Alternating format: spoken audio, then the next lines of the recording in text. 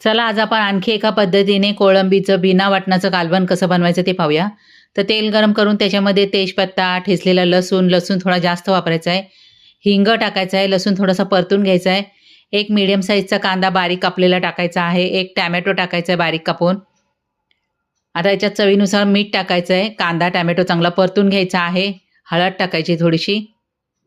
आता कांदा, टोमॅटो परतून झाला की याच्यामध्ये टाकायचा आहे मसाला. तर मी फक्त कांदा, लसूण मसाला आज वापरणार आहे.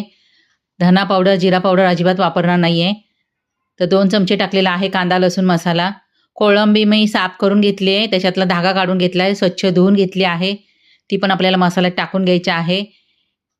1 वांगं, 1 शेवग्याची शेंग आणि 1 बटाटा घेतला आहे. वांगं टाकल्यामुळे कोळंबीच्या कालवणाला खूप टेस्ट येते, म्हणून 1 तरी वांगं टाका. आता हा मसाला आपल्याला चांगला परतून घ्यायचा आहे आणि त्याच्यानंतर आपल्याला याच्यामध्ये टाकायचं आहे पाणी. तर जितका आपल्याला रस ठेवायचा ना त्याच्यापेक्षा 1 ग्लास पाणी जास्त टाकायचे. 2 कोकम टाकायचे. 20 मिनिटं आपल्याला आता लो फ्लेमवर हे कालवण शिजवून द्यायचं आहे आणि मस्त आपलं कालवण तयार झालं आहे. शिजले की नाही चेक करायचं आहे. आता शेवटी याच्यामध्ये आपल्याला टाकायचं आहे 1 चमचा तांदळाचं पीठ आणि पीठ असं पसरून टाकायचं आहे. ही आमची गावची पद्धत आहे. कोणतंही वाटण न घालता सुद्धा कोळंबीचं कालवण टेस्टी बनतं. ह्या पद्धतीने जर बनवलं नसेल तर बनवून बघा. 10 मिनिटानंतर पाहू शकता कालवणाला किती घट्टपणा आलेला आहे. तर अशा पद्धतीने कालवण बनवून बघा.